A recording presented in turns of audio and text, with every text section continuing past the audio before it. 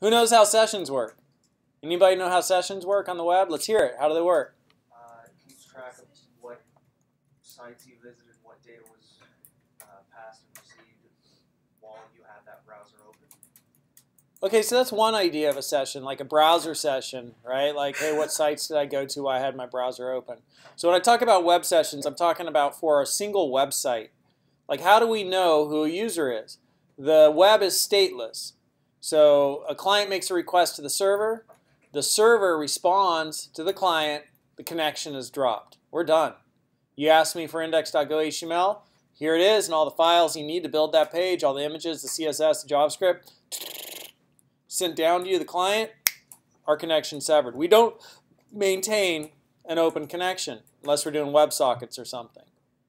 But that's it, right? So how do we know, like if somebody logs in, you know, they log in, we get their username and password, we check it against the database, they authenticate, and we say, hey, welcome, Garrett, and we create a page and put Garrett up at the top of it and send it back to him, and then our connection's broken.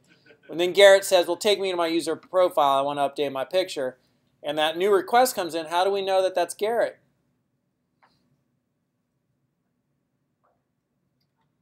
How do we do that?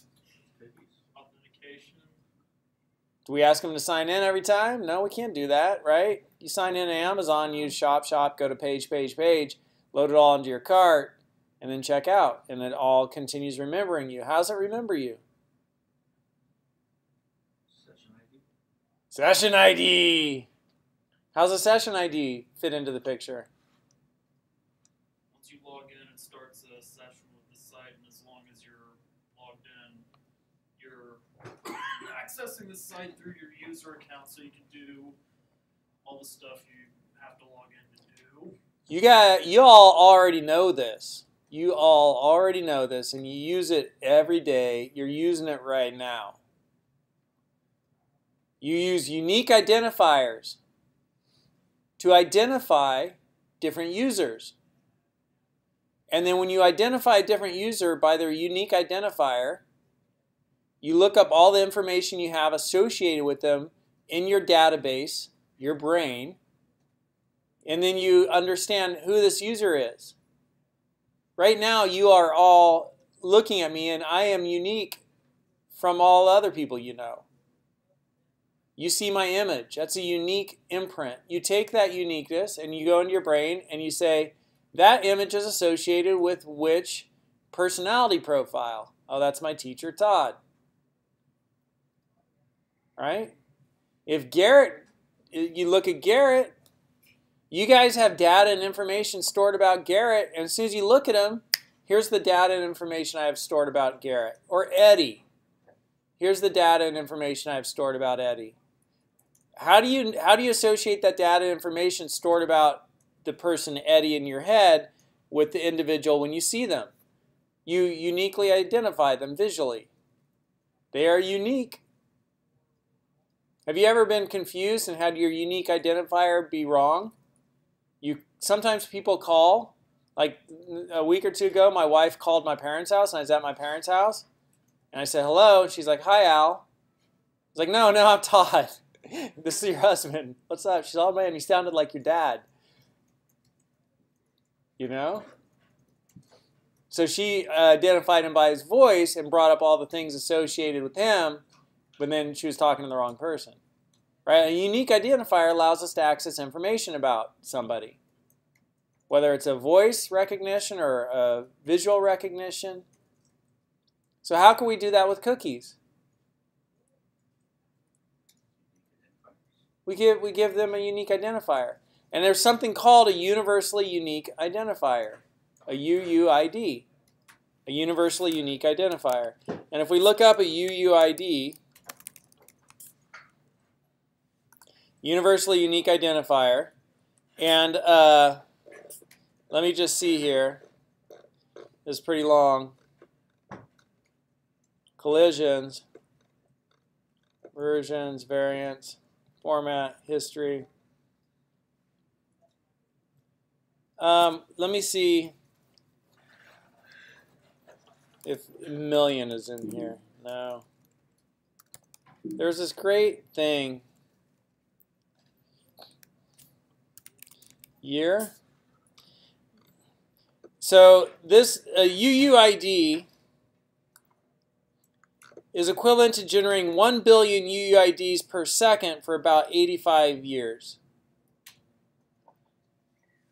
So that's how unique it is. If you generated 1 billion UUIDs per second for 85 years, then if you did it for 100 years, the statistic goes, you would have a 50% probability that you would have generated the same one twice. But it's like huge, universally unique. So you could generate it and give it to somebody, and the odds of somebody else having the same one are minuscule. So we use UUIDs. And then we store that unique ID in a cookie. Somebody logs in, great, you're authenticated. Here's a cookie, the value is this UUID, and we give that to you. What do you send back to me with every request? If my path is set to slash in my cookie, what do you send back to me with every request? You send back to me the cookie and that value. I get that unique ID, and with a unique ID, I can look up all the stored information about you. So here's a visual representation of what that looks like, and then we'll see the code to make it happen.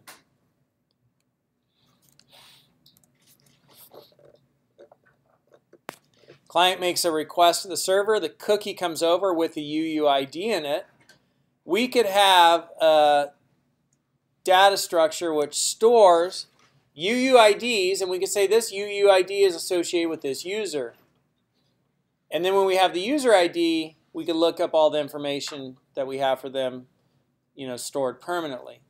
Why do we have that two-step process? A place to store which session is associated with which user ID. From hijacking basically the user, like spoofing the web page to log into somebody else, right? Well, if they have the user ID or the session ID, I mean, I don't know. The reason we do that is because one user can have many sessions, right? And so we have a session there, so we give them a UUID, and that's unique, and then they log out, and we can expire that, and that UUID can no longer be associated with the user. And then they log in again later, and we give them a new UUID. Right? So we could always kind of rotate UUIDs, but the user ID remains constant. Could we just store the user ID in the cookie? Yeah, we could just say, oh, you're a user this. What user are you? This. And so what you're saying, to prevent hijacking, that's a little bit more critical, right? Because the user ID is never going to change. We can't expire it. And if we're passing a user ID around, somebody else might be able to grab that user ID as it passes over the web. I don't know. We always want to make sure we're HTTPS, but that's a little bit more sensitive. But with the session ID, we can expire it. So that's kind of what we do. So you want to see the code for creating a session. And I need to go get this. So if you're looking at this code, if you want to see this code online, GitHub goes to 11, Golang Web Dev. That's where the code's at. So I need to go get this code right here because I just restored my computer. So I'll just do a go get. And it's going to go grab that code. Cool. Now it all works. That's so cool. Go get GitHub Satori. So here I'm going to request a cookie, and I'm calling that cookie session. And if that cookie doesn't exist, I'll get an error, and I'm going to create a new UUID. So how did I know to use that package? Go to godoc.org and just search for UUID. And so there's Satori UUID or new 7 hatch UUID, 965 stars, 311.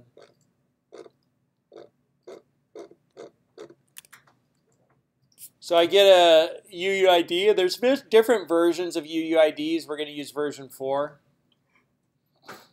That's what that means to me. If you look back to the wiki page, version 4, version 3 and 5 version 2. And then I create a cookie, and I give it the name session, and I do ID string to turn my unique ID into string, and I store it there. I say HTTP only true, secure, and also I should add in path. So it works everywhere. In case I set it somewhere else. So now I have a UUID stored in a cookie. That's the first step. The next step, a little bit more involved. A little bit more code here. Make sure I have all my imports. That's good. So I'm creating a struct for a user. I'm going to kind of emulate having a database. And I have a struct, and it stores a username, a first name, and a last name. And then for my templates, parse all my templates. But then I have DB sessions. And sessions is going to store session ID and user ID. Okay? So here it'll be a string, and there's a string. And then DB users is going to have a user ID and then a user. So it's a map. Key value lookup. The key here will be the session ID. The key here will be the user ID. If we have the session ID right there, we could get the value, which will be the user ID.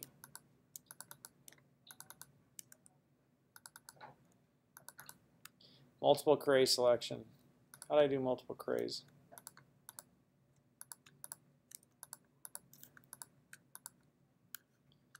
Hey man, no multiple array in Golang.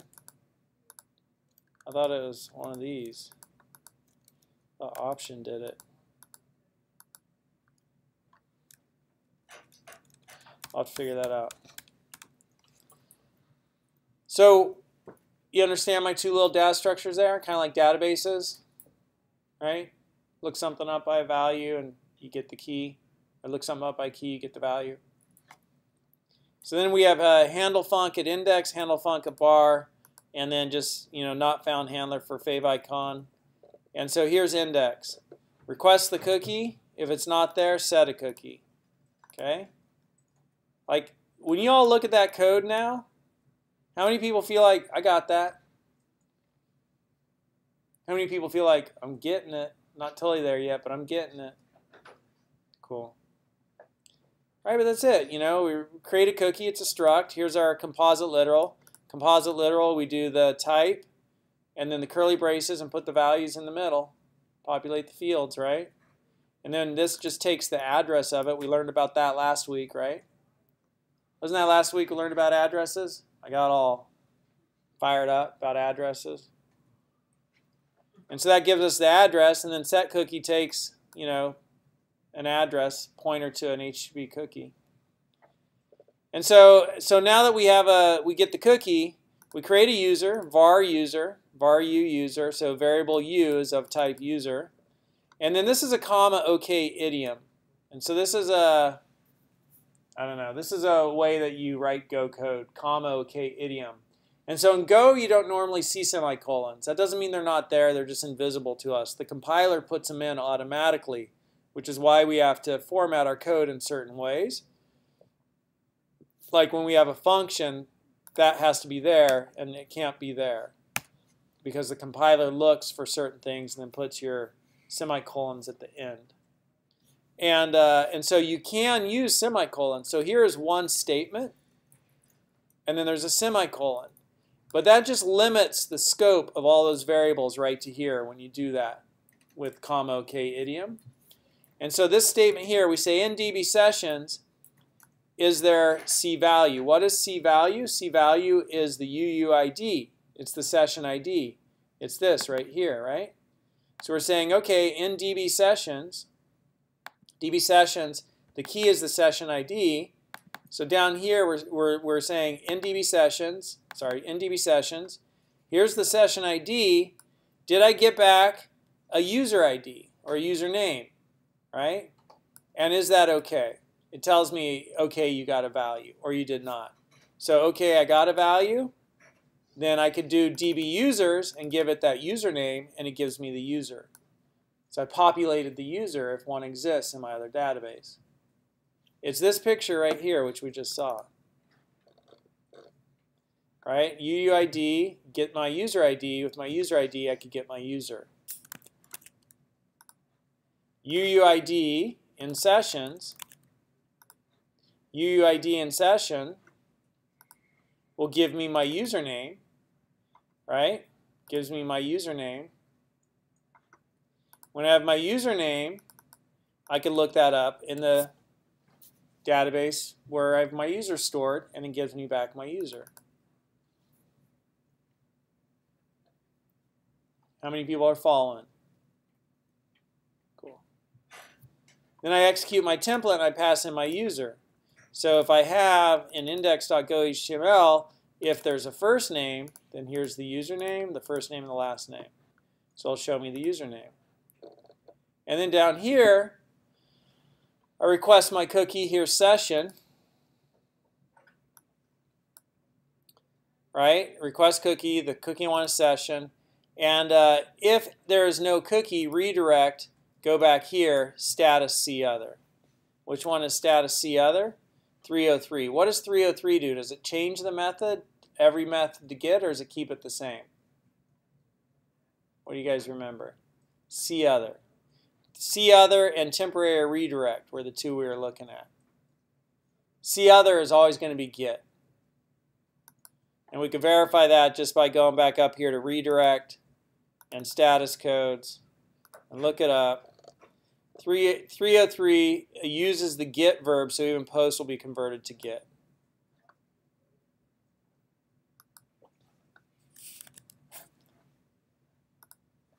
So redirect, if we request a cookie and there is no cookie, you're out of here. Otherwise, we go to DB sessions, give the UUID, get back the username, and if that's not okay, we're done. You're out of here. So when we gave it a user ID and looked it up in session ID and looked it up in sessions map, right? It should have given us a user. If it didn't, then that session ID is not associated with the user anymore. You're out of here. And if we have that username, we can look that up in the users map and get the user, and then we can pass the user in. So only people, who are logged in can get to this page. It's protected. It's like you can't get here if you're not a user and logged in. So when we run this code,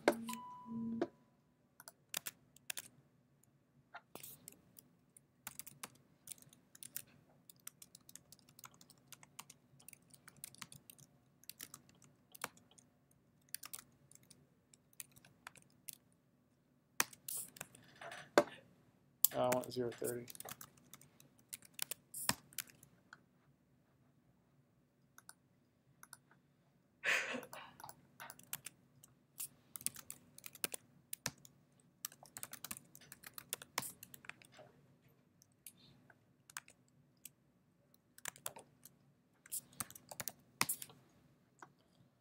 Email, first name, last name. Go to the bar. It won't let me go to the bar. I don't have a session, right?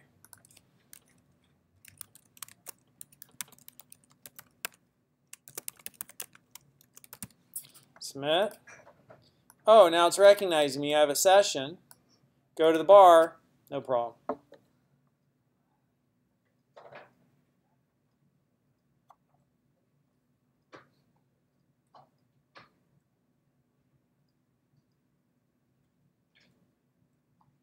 Delete my cookie.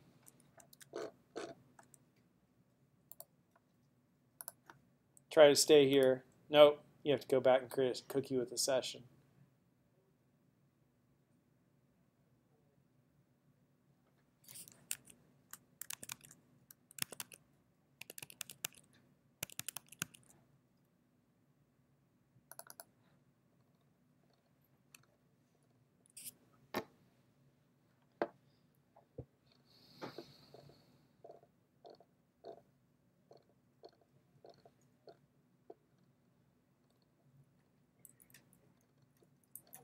So we jumped right over this chunk of code right here, but you've seen this stuff before.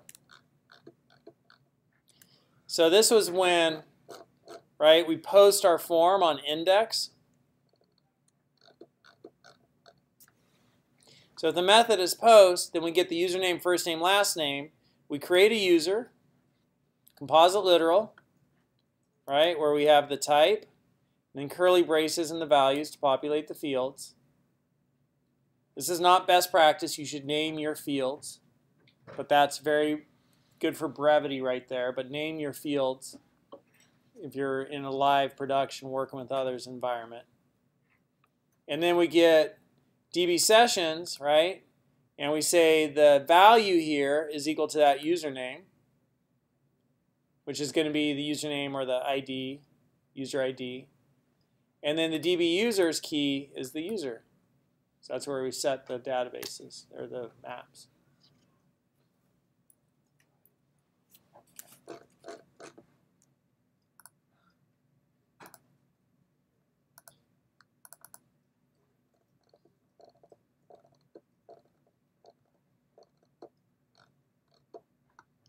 So there's some examples in here. You guys want to see more, or you've seen enough? See more? Raise your hand. You just want to work with the basic stuff. Stop there, first two, and pick it up next week. I think that's probably good. So let's do this. Let's create an assignment.